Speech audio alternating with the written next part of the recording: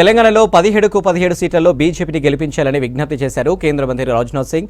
రాష్ట్ర అభివృద్ధికి కేంద్రం కట్టుబడి ఉందన్నారు.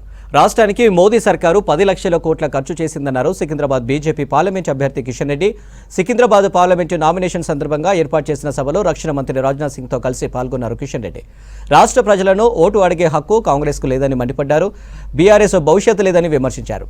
కాంగ్రెస్ను ఎదుర్కొనేది బీజేపీనేనన్నారు కిషన్ రెడ్డి.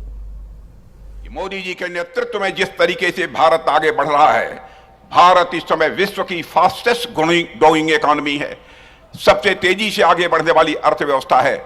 ऐसे ही भारत आगे बढ़ता रहा 2027 यानी 2027 आते आते हमारा यह भारत दुनिया की टॉप 3 कंट्रीज में खड़ा हो जाएगा। यह गवर्नमेंट कैसे चलाई जाती है, इसकी कला यदि किसी को सीखनी हो तो हमारी गवर्नमेंट से सीख सकता है, हमारे प्रधानमंत्री से सीख सकता है। मैं कांग्रेस की याद दिलाना चाहता हूं, farmer reserve bank of India के चेयरमैन मिस्टर सुब्बा राव ने एक पुस्तक लिखी है। उन्होंने लिखा है कि कांग्रेस की गवर्नमेंट में इकॉनमी की हालत जैसी थी वैसी थी, लेकिन उनकी इकॉनमी, उनकी अर्थव्यवस्था ठीक तरीके से आगे बढ़ रही है। एक रोजी पिक्चर, एक गुलाबी पिक्चर उसकी पेश करने के लिए बराबर उनके ऊपर दबाव डाला जाता था। बहनों भाइयों, झूठ बोलकर जनता को गुमराह करके सरकार नहीं चलाई जा सकती। सरकार लूट और झूठ वाली सरकार, चाहे कांग्रेस की सरकार रही हो अथवा ये यहां पर बीआरएस की सरकार रही हो, एक लूट और झूठ की यह सरकार रही है। मैं आज कहने आया हूं कि कांग्रेस अब पूरी तरह से आउटडेटेड हो चुकी है। कांग्रेस पार्टी हिंदुस्तान की राजनीति से लगातार समाप्त होती जा रही है और इस कांग्रेस ने बराबर अपीजमेंट की पॉलिसी की है, तुष्टीकरण की राजनीति की है मेरे बहनों भाइयों।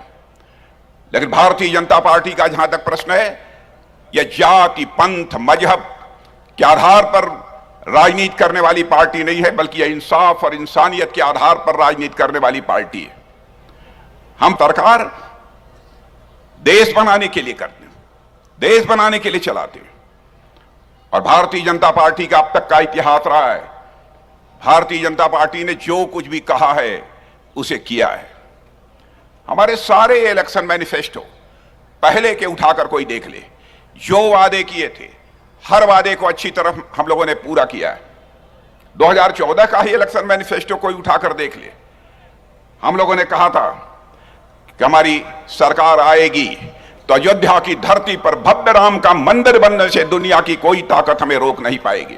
నేను గెలిచిన ప్రతిసారి కూడా ఎన్నికలకు ముందు ఆ 5 సంవత్సరాలు ఏం చేశానో ప్రజలకు నివేదిక రూపంలో మరి ఇచ్చేటువంటి సాంప్రదాయం ఉంది.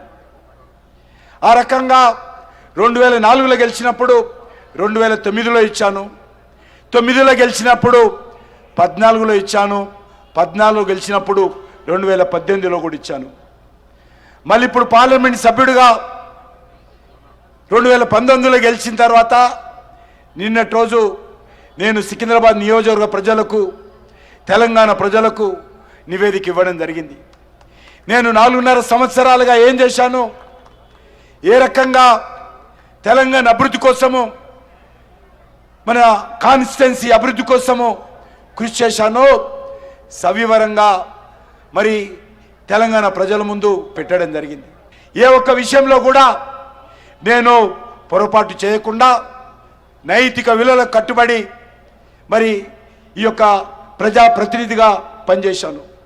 ఏ కాంట్రాక్టర్ దగ్గర కానీ, ఏ ఒక్క వ్యక్తుల దగ్గర కానీ ఏ ఒక్క పొరపాటు చేయకుండా ఈరోజు అనేక రకాల అభివృద్ధి కార్యక్రమాలు చేపట్టడం జరిగింది.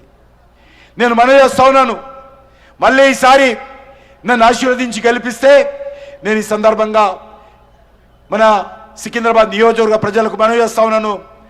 సికింద్రాబాద్ నియోజకవర్గ ప్రజలు ఏ రోజు కూడా మీ యొక్క పార్లమెంట్ సభ్యుడిగా మీ ఆశీస్సులతో గెలిచిన తర్వాత ఏ చిన్న పొరపాటు మీరు తల దించుకునే విధంగా వ్యవహరించనే విషయాన్ని ఈ సందర్భంగా మనవి చేస్తున్నాను. తప్పకుండా నేను ఈ యొక్క రాష్ట్ర అభివృద్ధి కోసం కానీ, సికింద్రాబాద్ అభివృద్ధి కోసం కానీ, పార్లమెంట్ సభ్యుడిగా సికింద్రాబాద్ ప్రజల వాణి వినిపించడంలో కానీ నరేంద్ర మోడీ గారి నాయకత్వంలో सबके साथ सबका विश्वास सबका प्रयास మరి అనేటువంటి ఆలోచనతో ముందుకెళ్తానని మనవి చేస్తా ఉన్నాను. కాబట్టి నా శ్వాస పార్టీయే, నా ఊపిరి పార్టీయే. ఈ యొక్క చివరి శ్వాస వరకు కూడా ఈ పార్టీ కోసమే పనిచేస్తాను. చివరి శ్వాస వరకు కూడా ఈ కమలం పువ్వు జెండా ఎత్తుకొనే పనిచేస్తాను. కాబట్టి కార్యకర్తలందరూ కూడా ఈ విషయాన్ని అర్థం చేసుకొని, కార్యకర్తలు కూడా అన్ని రకాలుగా అండగా నిలబడి ఆశీర్వదించి ఈ శాసనసభ ఎన్నికల్లో మరి మన పార్టీని సికింద్రాబాద్ కాన్స్టిట్యున్సీలో విజయపథాన్ని నడిపించాలి.